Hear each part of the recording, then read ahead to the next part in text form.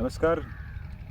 आज आपका स्वागत है हमारी एक विशिष्ट वार्ता राष्ट्रोत्थान चिंतन एवं संवाद। यह एक वार्ता होती है हमारे गुरुकुल में आए हुए आगंतुकों एवं अतिथियों के साथ, तो उनके साथ हमारे वार्तालाप की स्मृतियाँ भी समाहित रहें और उनसे हम अनुभव जो सीखें वो सबके साथ साझा करें, ऐसा इस कार्यक्रम का उद्देश्य है। तो आपका स्वागत है इस कार्यक्रम पर। नमस्कार। नमस्कार, धन्यवाद जी। पहले तो मैं चाहूँगा कि आप हमारे दर्शकों को अपना संक्षिप्त परिचय दें ताकि सभी आपको जान सकें। मैं परम पूज्य महर्षि महेश योगी जी के संस्थान में काम करता हूं और मेरा जी। नाम हरनाम सिंह राजपूत है। जी। मैं मूलतः मध्य प्रदेश के भोपाल का निवासी हूँ। अच्छा, वाह। भोपाल वैसे भी साहित्यिक काफ़ी नगर रहा है, वहाँ के विषय में काफ़ी वर्ष आपको हो गए हैं अब तक इस संस्था में कार्य करते हैं? पूज्य महर्षि महेश योगी संस्थान में मुझे लगभग 18 वर्ष हो चुके हैं। विभिन्न क्षेत्रों में कार्य करते हुए देश के लगभग सभी क्षेत्रों में मैं कार्य करता हूँ। अच्छा, अपनी प्रारंभिक शिक्षा जो आपने पाई उसके बारे में एक तो वह थोड़ा हम उस पर बात करेंगे, और क्योंकि वो अब अति विशिष्ट नहीं रह गई है, वो एक सेट मॉड्यूल होता है जो आपको बताना पड़ता है, तो इसलिए हम कई बार आपके विशिष्ट अनुभव को जानने से रह जाते हैं। जैसे हर व्यक्ति ने बीए किया है, पर हो सकता है कि उसे ज्योतिष में प्रेम रहा हो, तो हम आपके जो जीवन के अनुभव हैं उनसे चूक ना जाएं, इसलिए एक तो आप अपनी एक बताएं शिक्षा, और दूसरा विशिष्ट अनुभव जो हैं आपको जिस भी क्षेत्र में उस पर भी हमें बताएं। मेरी शिक्षा या वर्तमान समय में आज मैं जो कुछ भी हूँ जी, उसमें मेरे गुरुजनों ने कहते हैं नहीं, हर पत्थर को एक तराश दिया जाए तो वो मूर्ति बन जाती है। तो मैं तो एक साधारण पत्थर था, मेरे गुरुओं ने मुझे कक्षा 6 से तराशा है। कक्षा 6 से लेकर 10वीं 11वीं तक मैं सरस्वती विद्या मंदिर में पढ़ा हूँ, और वहीं मैंने आधुनिक शिक्षा के साथ साथ जो हमारे वैदिक वाङ्मय है उसकी शिक्षा ग्रहण की है। और मेरा जो विशिष्ट अनुभव है वो योग आयुर्वेद के साथ जो मुख्य जिसके मैंने प्रत्यक्ष हजारों प्रमाण देखे हैं वो है महर्षि जी द्वारा प्रणीत ध्यान।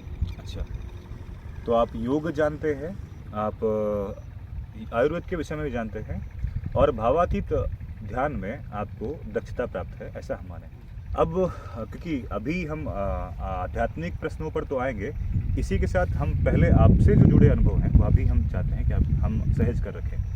तो आपके जीवन की कुछ प्रेरक घटनाएं जो आपको लगता है कि इस क्षेत्र में आने के लिए ज़रूरी थी, उन घटनाओं के बारे में बताएं। कब से आपको यह लगा कि मुझे आध्यात्मिक क्षेत्र चुनना चाहिए, मुझे सनातन के नियमों को आगे बढ़ाने के लिए काम करना चाहिए, इनके बारे में?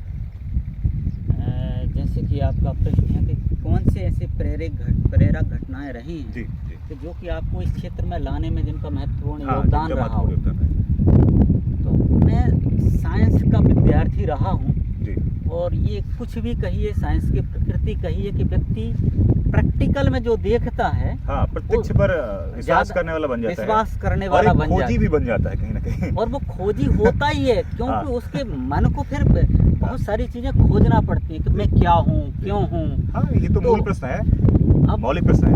विज्ञान तो सिर्फ पदार्थ पर काम करता है, वो सिर्फ ऑब्जेक्टिव नॉलेज देता है जो समय देश काल की परिस्थितियों पर निर्भर रहता है।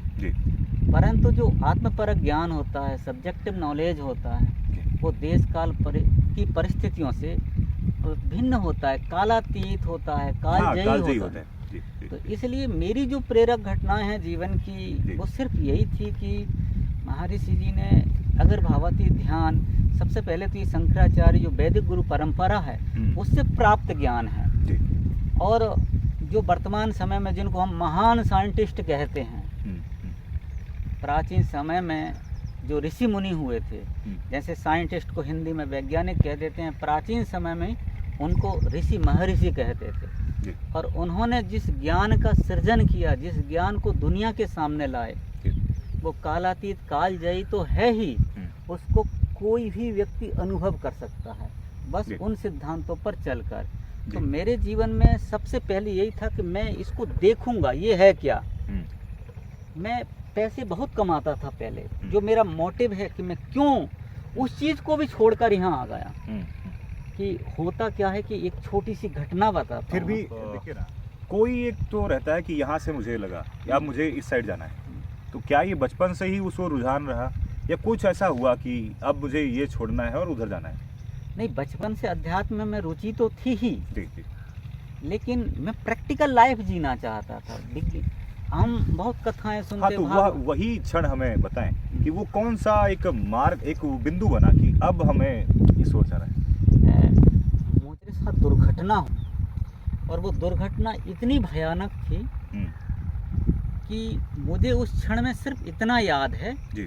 कि कोई इस संसार से बाहर की ताकत है जिसने मुझे बचाया, अच्छा। और अगर मुझे उसने किसी काम के लिए बचाया है हाँ, तो वो काम साधारण नहीं हो सकता। जी जी, वाह। उसने अब मैं वहाँ तक जिस क्षण में मैं जाना चाहता था ना, अब आपने उस क्षण का पता दिया मुझे कि उस क्षण ने आपको बताया कि अब ये क्या है ना कि हम कहीं ना कहीं सब हैं तो उसी उद्देश्य के लिए बने, पर फिर भी कुछ रहता है कहीं एक क्षण लगता है वाल्मीकि को कि यहाँ से अब छोड़ना है मुझे सारा डाकू वाला काम और अब वाल्मीकि बनना है।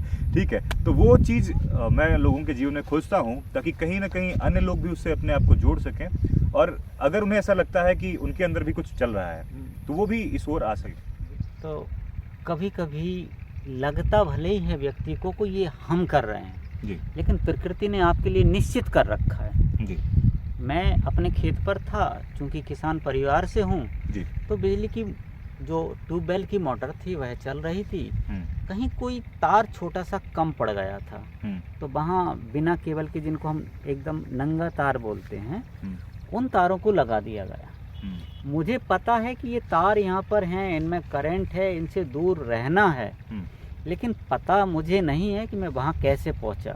हम्म, और मैं सिर्फ एक अंतः वस्त्र, सिर्फ अंडरवियर में था, हम्म, तो मैंने देखा कि उसके 3 तार होते हैं। मुझे नहीं पता कि कब मेरा उस तार से पैर चिपक गया, हम्म, और कब मेरे तार से पैर चिपका मुझे कोई पता नहीं। और जैसे चिपका तो मैं गिरा, हम्म, तो गिरा भी तो दूसरा तार मेरे कमर से चिपका हुआ है, ओहो, और तीसरा तार जैसे गिरा तो मेरे हाथ से। अब सोचिए 3 तार के करंट से व्यक्ति कैसे बच सकता है। तो मुझे पता नहीं है, मुझे होश भी नहीं है, हम्म, लेकिन एक मेरे चचेरा भाई था, उसने कम से कम वहाँ से 100-200 मीटर दूर हम्म, उन तीनों तारों को, जहाँ केबल थी, हम्म, तोड़ दिया है। हम्म, बाद में उसने भी बताया कि मुझे नहीं पता हम्म, कि एक तार कैसे तोड़ सकता है व्यक्ति, तो 3 तार मैंने कैसे तोड़े। हम्म, तो फिर उसने मुझे बताया कि मैंने कोई आवाज़ सुनी थी, हम्म, मैंने कोई हम्म, आवाज़ सुनी थी, हम्म, और मुझे इतना ध्यान है कि मैंने किसी को आवाज़ दी थी। हम्म। तो ना ये मुझे पता कि मैंने किसको आवाज़ दी? किसको आवाज़ दी थी, ना उसे ये पता कि मुझे हाँ, किसने कहा है। हाँ, और इतनी ताकत मुझ में कहाँ से आ गई कि मैं 3 तार तोड़ दिए। हाँ, और मैं उठ के चलता बना, और जब वो मेरे पास आया तो उसने पूछा क्या हुआ था। मैंने कहा किसको? हम्म, कि नहीं तुझे। मैंने कहा मुझे तो कुछ नहीं हुआ। अब मैं अपने होशो हवास में नहीं हूँ उस परिस्थिति में। हम्म, तो उसने मेरा शरीर देखा तो मेरा शरीर, हाथ पूरा जला हुआ था, इधर कमर भी जली हुई थी। तो उसने कहा ये क्या है? तो मैंने देखा तो मुझे कुछ होश आया कि ये क्या है। तो होश आया तो कुछ समय तक मैं आराम से चुपचाप बैठा रहा, लेटा रहा।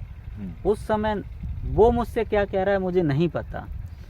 कुछ देर तक, लगभग आधे घंटे तक मेरे मन में बस यही चलता रहा कि कौन था जिसे मैंने आवाज़ दी, या कौन था जिसने उसे आवाज़ दी कि तू तार तोड़। तो यह प्रश्न अभी भी अनसुलझा रहा, और ये कारण रहा आपका कि आपको लगा कि कुछ है, कोई इस दुनिया से बाहर भी एक सत्ता है जो सबको नियंत्रित भी करती है, जहाँ जिसको जाना चाहिए पहुँचाती भी है, जहाँ रोकना चाहिए वहाँ रोकती भी है, बहुत अच्छा, बताती भी है। जी। तो यहाँ अब हम आगे, ये घटना आपकी प्रेरक रही और ये घटना परिवर्तनकारी घटना रही आपके जीवन में।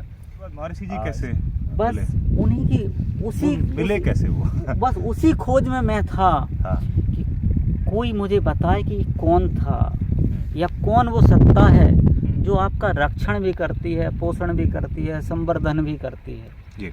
तो तलाश में था, मनी मनी ईश्वर से प्रार्थनाएं होती थी गुरु के लिए। गुरु के लिए। जी। तो बस किसी ने एक संवाद में बताया कि आपको महर्षि संस्थान में जाना चाहिए। उस समय मेरे सौभाग्य से महर्षि जी कितनी आयु के थे आप तब? लगभग, ये घटना तो मेरे लगभग मैं 20 साल का रहा हूँ तब, और महर्षि से जुड़ने का जो समय है वो 5 साल तक मेरी प्रतीक्षा रही लगभग। होता है गुरु खोजना एक लंबी प्रक्रिया होती है। अच्छा, हमारे यहाँ ऐसा भी कहते हैं कि गुरु को आप नहीं खोजते। आप नहीं खोज सकते गुरु को। अंधा व्यक्ति नेत्र वाले को थोड़ी ना खोज सकता है, नेत्र वाला अंधे को खोजता है। तो हो सकता है कि आप महर्षि जी को नहीं खोज रहे थे, महर्षि जी आपको खोज रहे हो। ऐसा हो सकता है।